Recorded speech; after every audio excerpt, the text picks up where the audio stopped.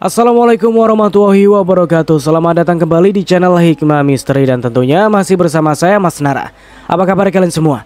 Semoga selalu baik-baik saja, sehat badannya, dilimpahkan rezekinya, dan dihindarkan dari segala mara bahaya. Amin.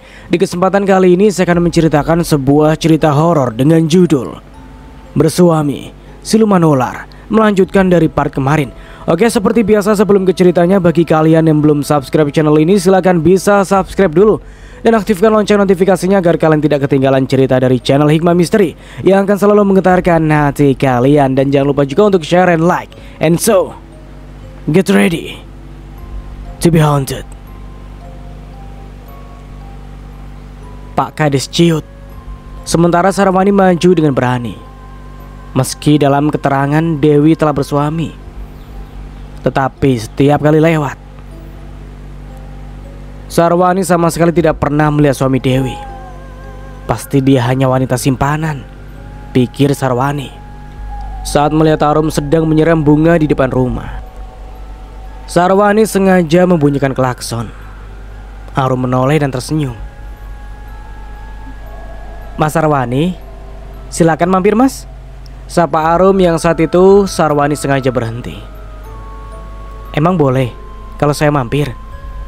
Nanti ada yang marah loh, ujar Sarwani dengan memasang jurus ketampanan yang tidak bisa diragukan. Wanita yang terkena panas marah langsung jungkir balik, apalagi yang imannya tipis-tipis kulit ari. Padahal justru Sarwani lah yang sedari pertama sudah terkena bius asmara Arum, hingga membuat pemuda itu hampir gila karenanya. Tidak ada siapa-siapa kok, aku tinggal sendiri di rumah ini, ucap Arum dengan lembut, membuat Sarwani seakan tengah melayang di awan mendung. Masa sih? Emang berani sendirian? Buktinya aku berani. Emang takut apaan? Hehehe. Sarwani tertawa geli. Harusnya takut akulah. Aku kan buaya. Idih, nggak tahu ya kalau aku pawang buaya. Sarwani tertawa geli lagi. Pucuk dicinta ulat pun tiba, bikin gatal seluruh badan. Sarwani dengan pedenya segera turun dari motornya, melangkah menuju teras rumah Arum. Terlihat gagah juga tampan. Artis Korea mah lewat. Ya lewat doang. Arum segera menemani Sarwani duduk di kursi teras. Mau kemana Mas Sarwani? Tanya Arum basa-basi. Keliling aja, bete di rumah terus, jawabnya ngasal, padahal tujuannya adalah ngecengin Arum. Oh gitu. Katanya Mas masih kuliah ya? Kata Arum dengan suara yang menggelitik lubang telinga Sarwani. Iya sih. Cuma iseng doang. Loh, kok gitu? Malas kuliah, capek. Di kampung juga males, nggak ada yang dikerjakan. Serba males. Baik, temani aku saja di sini, mau? Sarwani terlonjak seperti macan dilempar granat. Serasa ia ingin langsung menerkam saja tubuh Arum. Arum tersenyum. Alamak, lumer jagat raya rasanya. Temenin gimana maksudnya? Kejar Sarwani meminta kejelasan. Ya temenin ngobrol seperti ini. Jujur aku juga bosan jika tidak ada kegiatan, ucap Arumi dengan nada manja. Dengan senang hati Dewi, seru Sarwani. Arum tertawa geli, tawa yang penuh misteri. Sejak hari itu, Sarwani diam-diam sering datang ke rumah Arum. Tiada yang tahu, karena Arum melarang Sarwani untuk memberitahu siapapun jika dirinya menemui Arum di rumahnya. Malam itu, tepat malam bulan purnama, bulat sempurna menggantung di atas awan. Sarwani pergi dengan motornya, pamit mau ke rumah teman desa tetangga teman kuliahnya. Bapaknya juga mamanya tidak bisa melarang, karena kalau melarang pasti bakal menjadi bumerang. Membiarkan anaknya melakukan apa saja asalkan dia bahagia. Malam itu, Sarwani disambut oleh Arum yang sudah menunggunya tidak sabar. Arum berjanji akan memberikan surprise pada Sarwani. Sarwani sudah bisa menebak surprise apa gerangan. Sambutan Arum membuat dirinya langsung panas dingin. Di balik pintu, Arum memeluknya dan langsung memberikan kecupan di bibir Sawarni yang tidak mungkin ditolak atau dihindari oleh Sarwani. Dengan segala pengalaman yang ia miliki, Sarwani balik menyerang Arum membabi buta. Arum menjerit manja. Ia ingin langsung merekam saja tubuh Arum. Arum tersenyum di atas tempat tidur yang empuk. Sarwani tidak sabar menerjang Arum bagaikan singa yang lapar. Sedetik kemudian, tubuh Arum yang indah sudah polos tanpa sehelai benang pun. Sarwani tidak sabaran membuka sabuk yang tiba-tiba seperti terkunci. Dengan nafas yang memburu, Sarwani masih sibuk membuka sabuk celananya. Ia sempat menyesal memakai sabuk segala tanpa ia sadari sesuatu yang lebih tinggi dari dirinya tengah mengincarnya. Sekali menukik, Sarwani tersentak. Sebuah patukan telak di leher bagian belakang Sarwani. Belum lagi menyadari apa yang telah terjadi, Sarwani seketika tidak dapat bergerak karena sesuatu melilit tubuhnya dengan kuat. Kretek, kretek, kretek. Terdengar tulang-tulang tubuh Sarwani berdetak patah. Tidak mampu berteriak sedikit pun, Sarwani mendelik dengan mata yang mau copot dari rongganya. Saat lilitan itu dilepaskan, tubuh Sarwani menggelosor seperti karung basah, dan sekujur tubuhnya menjadi biru lebam dan tak bernyawa. Ular besar yang besarnya hampir memenuhi kamar itu sekejap mata berubah menjadi seorang pria tampan yang adalah Sanca, suami Arum yang kemudian disambut oleh Arum di atas tempat tidur. Keduanya memadu kasih seakan tidak pernah terjadi apa-apa sebelumnya. Mereka melepaskan rindu yang hanya bisa dilakukan saat bulan purnama. Sanca akan datang memberikan tetesan darah asmara beserta tumbal nyawa yang akan diberikan oleh Arum sebagai tanda cinta. Kampung itu tiba-tiba menjadi geger ketika ditemukan jasad Sarwani di sebuah sungai yang menuju desa tetangga. Warga berkerumun berdatangan dari beberapa desa. Mereka ingin tahu apa yang terjadi pada Sarwani. Kondisi jasad Sarwani yang sangat mengerikan menjadi tontonan warga. Polisi segera datang dan segera mengevakuasi korban. Papa dan mamanya Sarwani sudah pingsan saat pertama kali melihat jasad putra kesayangannya menjadi korban. Polisi terus mengusut dan meminta keterangan dari para saksi. Jasad Sarwani segera dibawa ke rumah sakit untuk menjalani visum untuk mengetahui akibat kematian korban. Suasana kampung menjadi ramai. Polisi, wartawan juga warga yang datang melayat berbaur seperti diadakan pasar malam. Pak Kades dan Bu Kades hanya memberikan keterangan jika Sarwani pamit mau pergi ke rumah temannya di desa tetangga. Setelah ditelusuri, tidak ada teman Sarwani di desa tetangga yang kuliah bersama dirinya. Dari situ, kedua orang tuanya baru tahu jika Sarwani telah berbohong. Tapi kedua orang tuanya memaklumi. Hasil visum sangat mengejutkan. Jika seluruh tulang Sarwani patah, sangat aneh. Dan ada 2 buah tanda lubang di leher bagian belakang Sarwani seperti bekas gigi. Karena kematian Sarwani yang aneh penuh misteri, polisi pun mengatakan jika Sarwani jatuh dari motor karena sedang mabuk dan tidak bisa keluar dari sungai karena kehilangan kesadaran. Polisi memberikan keterangan demikian dan banyak yang percaya karena Sarwani kerap mengajak pemuda kampung untuk menenggak minuman keras. Kedua orang tuanya tidak dapat menyangga dan hanya pasrah jika demikian adanya. Sementara kasus ini masih terus dipelajari oleh pihak polisi yang menangani. Kini Sarwani telah dikuburkan dengan diiringi isak tangis keluarga dan kerabat serta para sahabat. Beberapa teman kuliah juga terlihat hadir dan juga beberapa polisi. Gak masuk akal jika dia terjatuh. Mengapa seluruh tubuhnya lebam dan matanya melotot mengerikan? Ucap seorang pelayat. Bisa saja dia kan lagi mabuk. Bisa saja pengaruh alkohol. Itu kan minuman keras. Dan kenapa matanya melotot? Bisa saja ia merasa ngeri dan kesakitan yang amat sangat saat nyawanya dicabut oleh malaikat maut. Yang lain menimpali, yang lain ngebatin masing-masing. Dan pernyataan pelayat itu ditelan mentah-mentah. Lain dengan seorang polisi muda yang menangani kasus kematian Sarwani. Ia terpaku melihat hasil visum.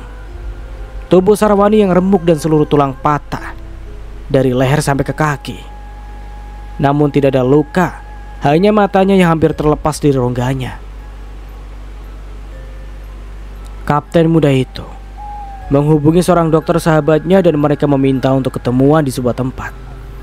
Tidak lupa membawa beberapa keterangan dari hasil visum. Oke, kita tinggalkan kapten muda yang masih misteri. Kembali pada Arum yang terlihat santai bahkan baru pulang dari kota. Belanjanya banyak sekali, Non Dewi. Seperti mau selamatan. Sapa Bu Ida yang tengah menyapu halaman rumah. Dan segera membantu Arum untuk membawa barang belanjaan dari dalam mobil ke dalam rumah. Tidak, Kobi. Cuma belanjaan bulanan saja.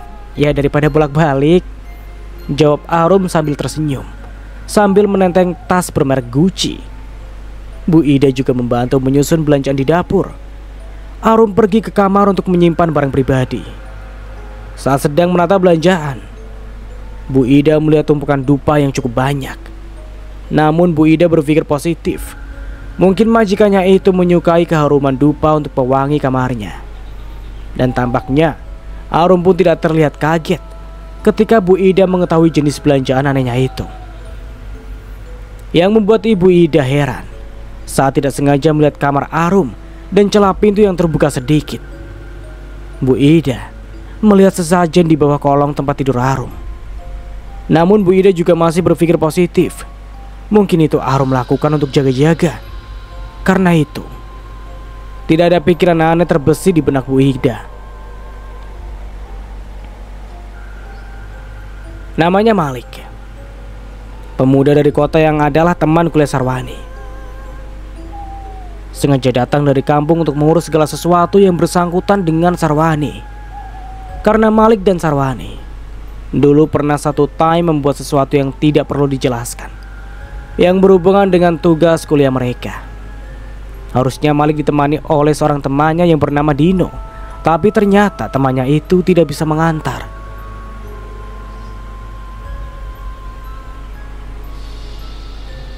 Ia beralasan tidak bisa mengantarkan Malik karena ada satu halangan.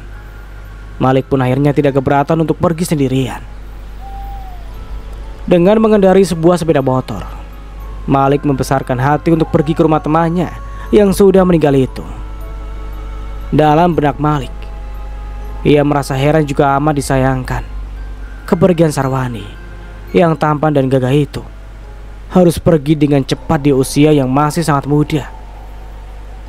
Malik memacu motornya karena tidak ingin menginap di rumah Sarwani. Jujur, ia masih syok dengan kepergian Sarwani yang mengenaskan. Namun apalah daya jika ternyata di rumah Sarwani banyak sekali tamu. Malik pun tidak langsung bertemu dengan ayahnya Sarwani yang seorang kepala desa tersebut. Malik harus menunggu beberapa waktu dengan menempuh rasa sabar agar segera balik ke kota lagi. Dan setelah tiba saat yang ia tunggu pun akhirnya tiba. Tanpa buang waktu, Malik langsung menyampaikan niatnya datang dari kota. Karena tidak mengerti dengan yang Malik maksud, ayah Sarwani pun mensilahkan masuk ke kamar Sarwani dan mencari apa yang ia perlukan.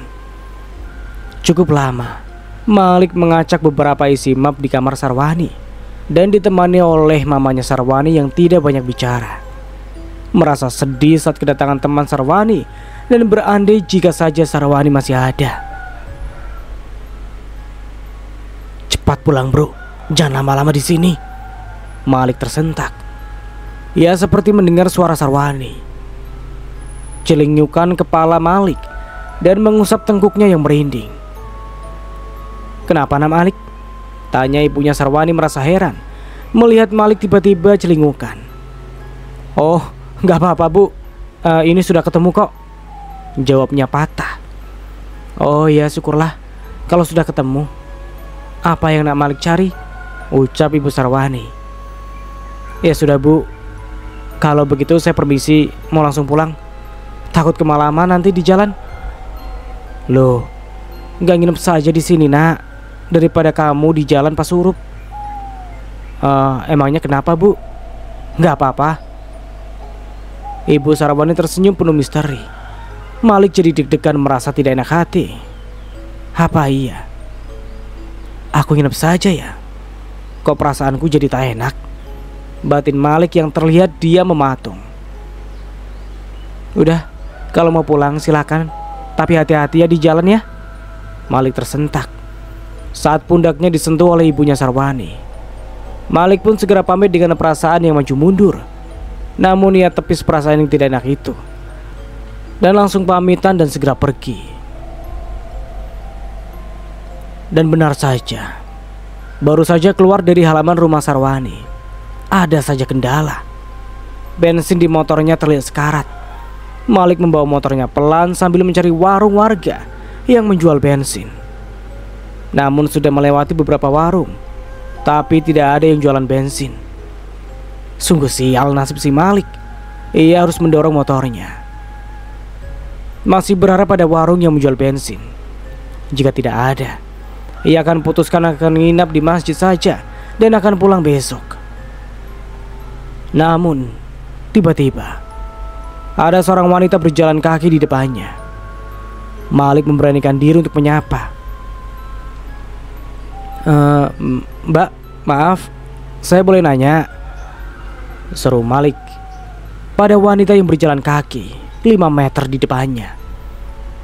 Wanita itu menoleh ke arah Malik dan Malik pun tercengang.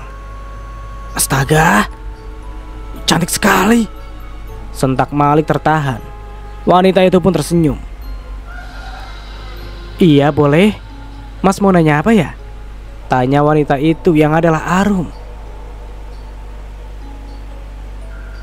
Ia berjalan kaki entah dari mana. Malik masih terpaku bisu menatap Arum lurus. Loh, kok masnya malah bengong sih? Ujar Arum sambil tertawa geli. Malik melirik pada kedua kaki Arum yang menggunakan rok panjang kembang-kembang. Arum kembali tertawa geli menutup mulutnya pakai tangan. Paham dengan arti lirikan mata Malik. Saya napak tanah loh mas, saya bukan hantu, ujar Arum sembari mengangkat rok panjangnya sedikit. Terlihat sepasang kaki mulus Arum yang membuat Malik menelan ludah dan tersenyum serba salah. Habisnya mbaknya cantik banget, ucap Malik tanpa bercanda. Arum kembali tertawa geli menutup mulutnya pakai tangan. Masa sih? Oh iya mas, masnya mau nanya apa nih? Tanya Arum kemudian. Azan maghrib berkumandang dari masjid yang sudah terlewati jauh. Malik jadi ingat kata-kata ibunya Sarwani. Tiba-tiba tengkuknya jadi merinding. Saya mau cari warung yang jual bensin. Di mana ya? Tanya Malik dengan malu. Oh itu, ada sih, tapi lumayan jauh dari sini. Sekitar 1 jam kalau jalan kaki, ucap Arum. Waduh, bisa 1 ember keringat saya bercucuran nih. Mana sambil dorong motor lagi, ucap Malik seakan mengeluh. Arum tersenyum. Sebaiknya mas mampir saja dulu ke rumah saya. Kebetulan ini lagi waktu maghrib, ujar Arum. Malik tampak berpikir sesaat. Udah yuk, rumah saya tidak jauh lagi kok, di samping itu, ucap Arum dengan mantap. Dengan alasan maghrib, Malik pun bersedia untuk mampir sebentar sampai saat waktu maghrib berlalu. Arum pun mempersilahkan Malik untuk masuk. Malik tampak sungkan. Setelah menyimpan motornya di samping rumah, Malik pun segera masuk. Arum meninggalkan Malik sendirian di sofa. Arum pergi untuk membuatkan Malik kopi. Sepeninggal Arum, Malik menatap sekeliling. Tiba-tiba ia mendengar suara mendesis dari belakang sofa. Malik terperanjat dan memeriksa ke balik sofa, tapi ia tidak melihat apapun. Ada apa? Kau melihat sesuatu? Tiba-tiba Arum muncul dengan secangkir kopi dalam baki. Malik sedikit tersentak oleh sapaan Arum yang langsung membuyarkan rasa herannya. Oh tidak apa-apa kok. Ucap Malik jadi kikuk. Arum tersenyum dan meletakkan cangkir kopi di atas meja di hadapan Malik. Silakan diminum kopinya, Mas. Terima kasih, Mbak. Maaf nih sudah merepotkan Mbaknya. Malik tersenyum jengah. Dadanya tiba-tiba dak-dikduk tidak karuan. Jangan panggil Mbak lah. Namaku Dewi. Ucap Arum dengan lembut. Oh, sungguh nama yang cantik, yang mudah diingat. Arum tertawa geli. Kirain akunya yang cantik. Ya, ternyata nama aku. Canda Arum sembari menutup mulutnya dengan tangan. Dewi cantik kok. Sungguh seperti bidadari. Ucap Malik dengan cepat. Sudah. Suka berlebihan bercandanya. Ucap Arum sembari memukul tangan Malik. Darah Malik berdesir. Tiba-tiba ia jadi betah berlama-lama di samping Arum yang cantik, ramah juga supel.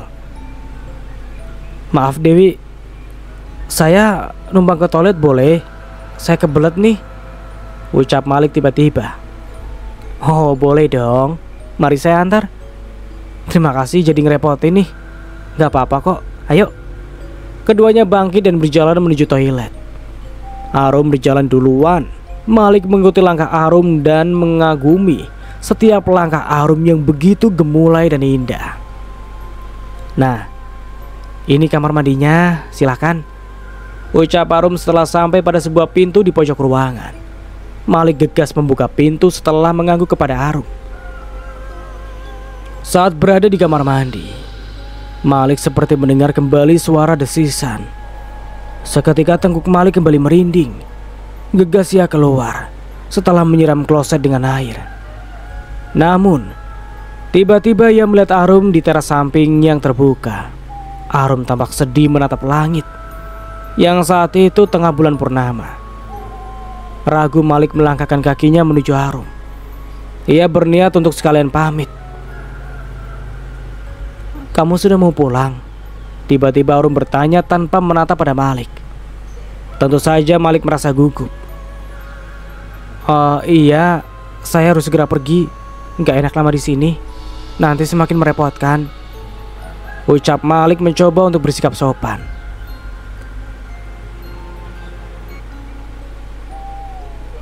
Iya, gak apa-apa. Saya juga tidak akan memaksa dirimu untuk tetap di sini menemani saya. Ucap Arum dengan sendu. Malik termangu. Ada apa?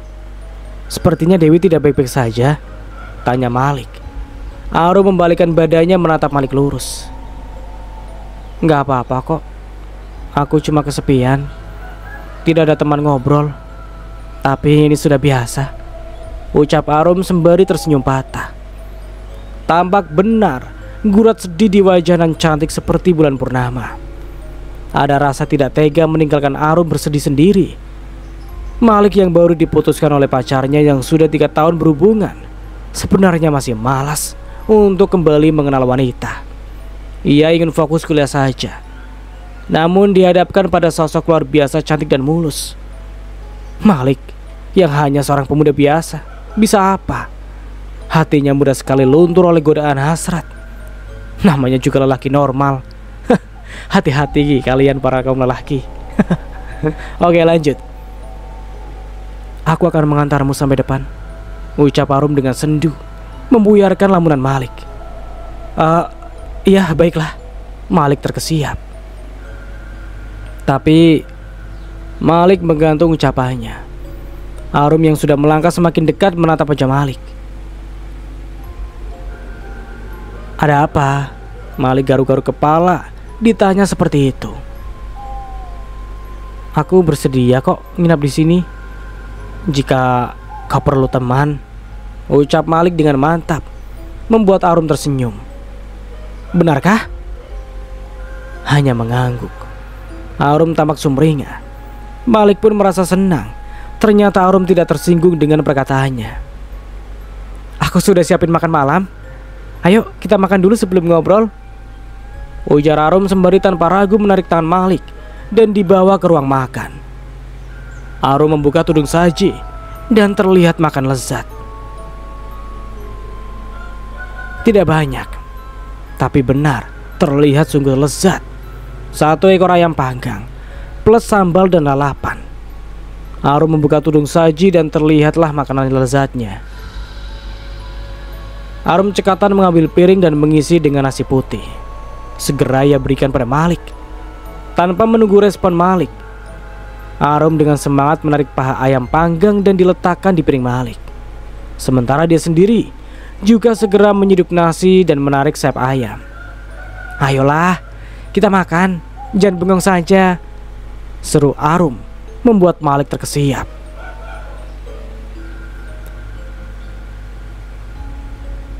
Segera memulai menyuap nasi dan lauk. Obrolan ringan pun mengalir mengiringi santap malam itu. Setelah selesai makan, ternyata Arum langsung mencuci piring bekas mereka makan. Malik hanya memperhatikan. Arum terlihat terbiasa melakukan pekerjaan itu. Malik semakin merasa kagum pada pribadi Arum. Keduanya ngobrol di ruang tengah. Malik mengambil kopi di ruang tamu. Katanya sayang, udah dibuatin oleh Arum. Mungkin itu adalah kopi pertama yang dibuatin oleh Arum. Dalam obrolan berdua, Arum bercerita jika kedua orang tuanya meninggal pada sebuah kecelakaan pesawat saat mereka akan berangkat tugas ke luar negeri. Arum tinggal di rumah dengan seorang pembantu yang kini sudah lama meninggal. Arum hidup dari jaminan sosial atas kedua orang tuanya yang meninggal dunia. Malik pun antusias mendengarkan. Arum tidak memiliki saudara. Tidak pernah tahu, karena saat ditinggal pergi, ia masih kecil. Arum terdiam dengan kesedihan. Malik mencoba menguatkan dengan memberanikan diri menyentuh tangan Arum. Arum menoleh, dan tanpa disangka, ia sandarkan kepalanya di bahu Malik. Aku sangat kesepian. Sungguh, aku sangat bosan, ucapnya putus asa. Malik terharu dan memeluknya. Sekarang ada aku di sini, ucap Malik bergetar. Arum menatap wajah Malik lurus. Wajah mereka begitu sangat dekat. Jangan Malik, jangan. Tiba-tiba suara berbisik di telinga Malik. Sesaat konsentrasi Malik terusik, namun tidak bisa berbuat apa-apa. Saat bibir tipis Arum mendarah di bibirnya, Malik tidak lagi bisa berpikir jernih. Ia telah hanyut dalam indahnya buayan kemesraan Arum yang kian memanas. Malik tidak sungkan lagi membalas lebih ganas. Erangan Arum yang manja membuat Malik tidak sanggup lagi menahan diri. Hingga beberapa saat kemudian, tubuh Arum telah dibuat polos olehnya. Arum mengerang, menggeliat menantang. Saat Malik tersiap hendak menyerang, tiba-tiba ia merasakan sesuatu menusuk tengkuknya. Belum sempat ia berpaling dan melihat apa yang terjadi, tiba-tiba seluruh tubuhnya sudah terlilit tidak berdaya. Yang ada hanya rasa sesak dan kesakitan. Tidak sampai 5 menit, krak, krak, krak, terdengar tulang-tulang gemeretak yang remuk. Dan detik berikutnya, tubuh Malik ambruk di lantai. Lalu pemandangan dua insan memadu kasih di atas sofa ruang tamu adalah Arum dan Sanca suaminya. Seorang tukang ojek yang harus menjemput penumpang pagi buta, karena penumpang itu sudah mengontak dirinya dari tadi malam. Pukul 4 subuh, tukang ojek itu yang bernama Dudung membawa motornya menembus dinginnya embun pagi. Namun sampai di jalan sepi, ia melihat sebuah sepeda motor yang terparkir di sana. Motor siapa ya? Batin Dudung seraya mendekat. Sorot lampu motor mendapati sepasang kaki bersepatu tampak tergeletak di dekat motor tersebut. Dudung dengan perasaan campur aduk memberanikan diri untuk memeriksa.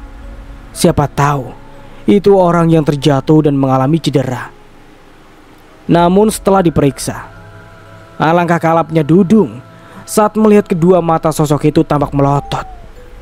Dudung langsung tancap gas dan balik arah.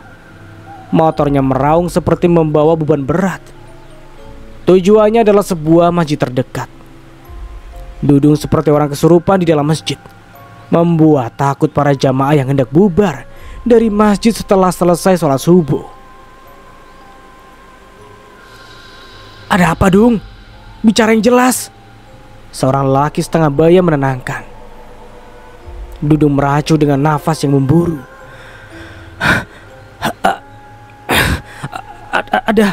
Ada mayat," ucapnya gagu. "Hah? Apa? Ada mayat? Di mana, Dung?" tanya mereka berebut. Penasaran juga ingin segera tahu. "Itu di Jalan Simpang," gugup Dudung yang terlihat sangat syok. Warga segera berangkat. Beberapa mengambil motor dari rumahnya yang paling dekat dengan masjid. Beberapa orang ikut menjadi saksi. Sebentar saja, warga sudah berkerumun menjadikan jalanan macet. Tidak ada yang boleh menyentuh korban sebelum polisi datang. Lagi-lagi, polisi dibuat bingung dengan kondisi korban yang aneh tersebut. Sekarang apalagi yang akan dikatakan oleh polisi pada warga? Korban bernama Malik, seorang mahasiswa yang adalah teman kuliah Sarwani, bukan warga kampung asli. Pak Kades dan istri membenarkan jika kemarin Malik datang untuk mengambil berkas penting di rumah mereka.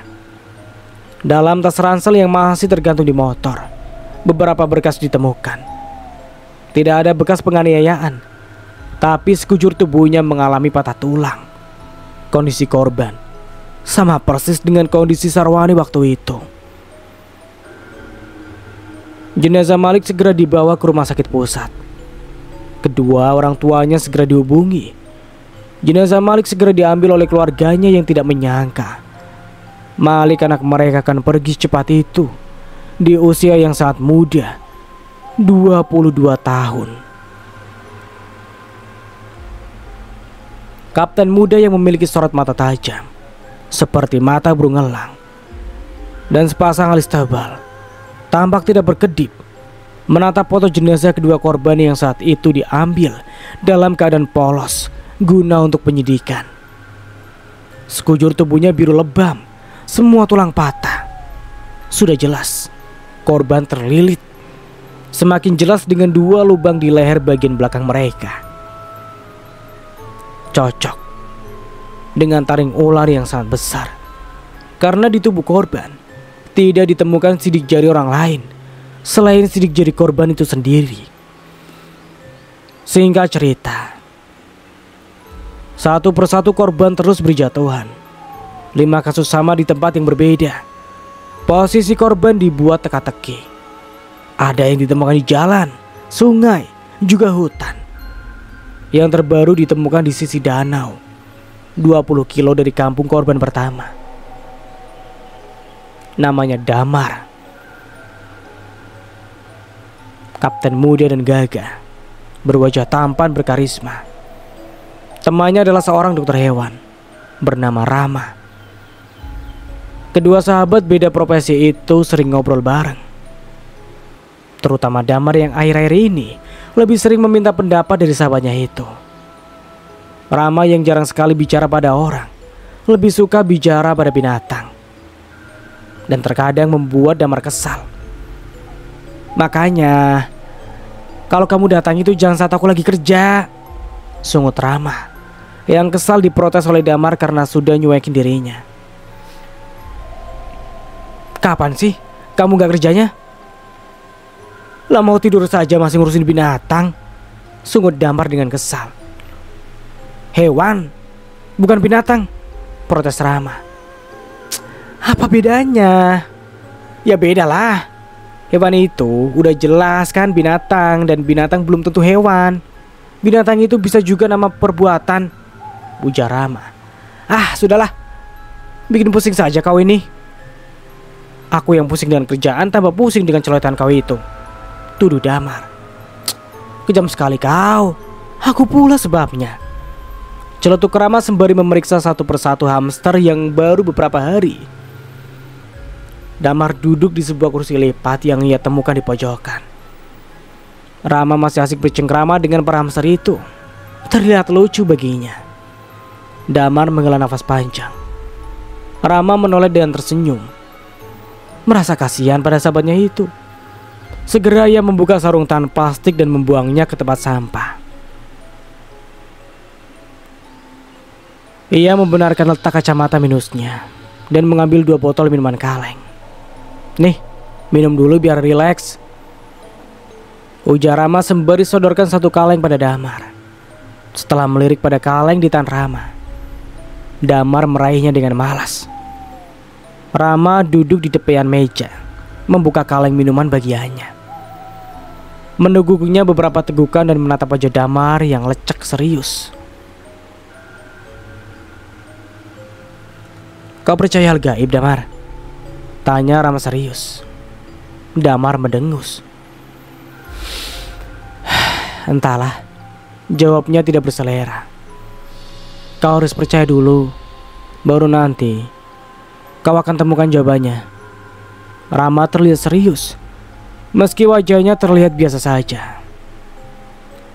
Kau ini dokter hewan atau dukun beranak? Ledek Damar dengan kesal. Sungguh kesal, karena tidak juga menemukan titik terang pembunuhan berantai itu. Pesanku nih, percaya dulu pada hal gaib, baru pelajari selanjutnya, ucap Rama tidak marah dengan lelucon Damar. Rama sungguh paham pada kepelikan hati sahabatnya itu. Tentu saja, jabatannya menjadi taruhan atas usahanya. Berhasilkah ia dalam mengusut kasus kematian misteri tersebut?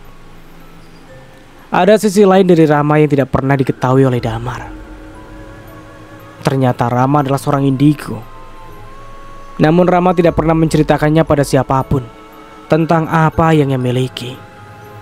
Yang menurutnya apa yang bisa ia lihat bukan sesuatu yang harus ia banggakan dan harus diketahui oleh siapapun agar dirinya menjadi orang yang berbeda. Rama menutupi semua itu dari siapapun termasuk Damar. Aku mengetahui apa yang tidak kamu ketahui, hanya sedikit. Tapi aku tidak ingin cerita padamu, meski kau adalah sahabatku. Karena kamu tidak akan mengerti juga percaya, ucap Rama terlihat serius. Saat ini di lain tempat di ruang kerja Rama, Damar yang duduk di sofa hanya mencoba menyimak. Kepalanya sudah buntu, mengalami susah untuk berpikir. Damar, ia mungkin mendengarkan argumen dari seorang dokter hewan, akan sedikit memiliki ide atau jawaban. Karena sejak korban pertama yang bernama Sarwani, Rama sudah menyimpulkan jika yang membunuh Sarwani adalah ular. Waktu itu Damar hanya tertawa geli, tapi Rama tidak terlihat ngotot dengan pendapatnya itu. Membuat Damar tidak bisa mengakui jika pendapat Rama adalah benar. Rama pun tidak memaksa untuk Damar percaya. Namun kali ini Damar harus sedikit merendah untuk mendengar penjelasan Rama. Walau aku tidak mengerti, tapi aku akan coba pahami, ucap Damar dengan pelan. Rama pun tersenyum penuh misteri. Kau yang dulu begitu antusias keluar dari pondok hanya untuk menjadi seorang polisi untuk menegak keadilan, setelah apa yang terjadi pada kakak kandungmu yang menghilang beberapa tahun lalu. Kau ingin sekali mengungkap kasusnya dan mencari keadilan untuk kakakmu itu. Sebenarnya Rama menggantung ucapannya. Damar terpaksa kembali diingatkan untuk apa dirinya menjadi polisi.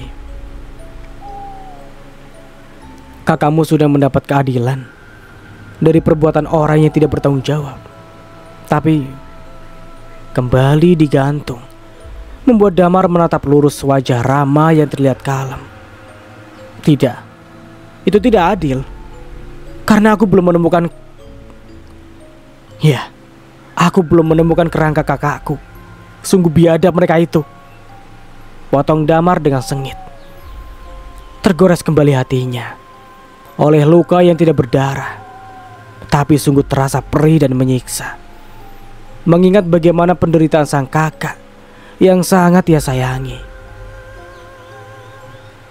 Kakakmu masih hidup, dan dia baik-baik saja, ucap Rama dengan pelan. Perlahan Damar menatap lurus wajah Rama. Ia tersenyum pahit. Tidak mungkin Rama, itu mustahil. Rama menarik nafas dalam.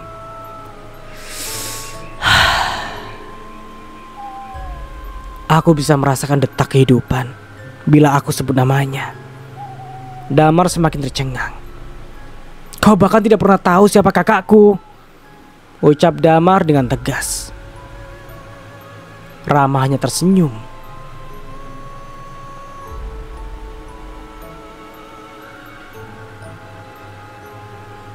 Aku tidak memintamu percaya. Sekali lagi tidak cuma. Rama merasa ragu untuk mengatakan.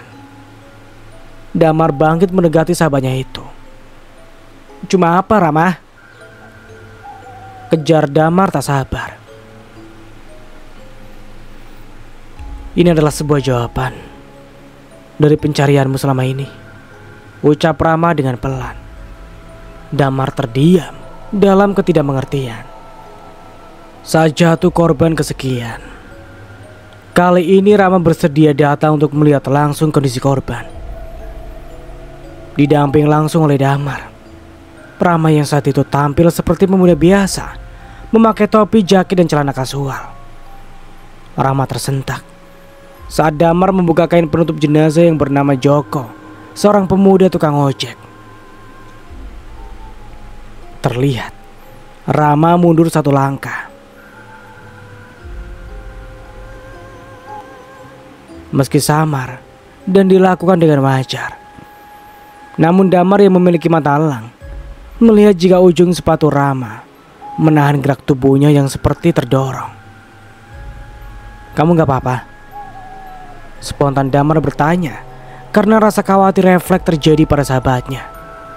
Rama tersenyum tipis, persis di ujung bibirnya. Gak apa-apa, jawab Rama, mengartikan sesuatu terjadi tanpa siapapun menyadari. Damar mendekat, persis di sebelah Rama. Ia tidak ingin sesuatu terjadi pada sahabatnya itu. Benar saja, Rama tersentak ketika akan menyentuh tubuh korban. Gerakan terkejut yang refleks itu sangat cepat tertangkap oleh Damar. Seperti tersengat arus listrik berkekuatan besar, Rama pun terpental. Namun karena Damar berada persis di belakangnya, meski tidak dalam garis lurus, dengan sigap Damar mencekal kedua bahu sahabatnya itu. Rama terkesiap kaget. Begitu juga dengan Damar. Terlihat jelas Rama tidak sedang main-main atau sengaja menakuti dirinya. Ada kekuatan besar yang tidak bisa aku jelaskan, Damar, ucap Rama dengan tegas. Damar mengangguk. Aku percaya, Rama, sahut Damar pula. Rama berkerut dahi. Tumben kau percaya padaku. Biasanya kau suka sekali mengolok ucapanku. Damar menghela nafas berat. Aku hanya takut kau kenapa-napa. Rama tertawa kecil, memperlihatkan barisan giginya yang terlihat rapi. Kau tegang sekali sih. Gimana kalau aku sebenarnya tidak serius? Ucap Rama. Aku serius, kau bercanda. Aku bercanda, kau serius. Tidak betul. Damar terlihat sengit. Di ruang mayat itu, hanya mereka berdua. Damar tidak mengizinkan siapapun masuk sebelum mereka berdua keluar. Dan sampai di sini dulu ceritanya. Nantikan kelanjutan ceritanya di part berikutnya. Dari saya mohon maaf bila ada salah kata atau dalam penyampaian cerita. Akhir kata, wassalamualaikum warahmatullahi wabarakatuh. Sampai jumpa di video berikutnya.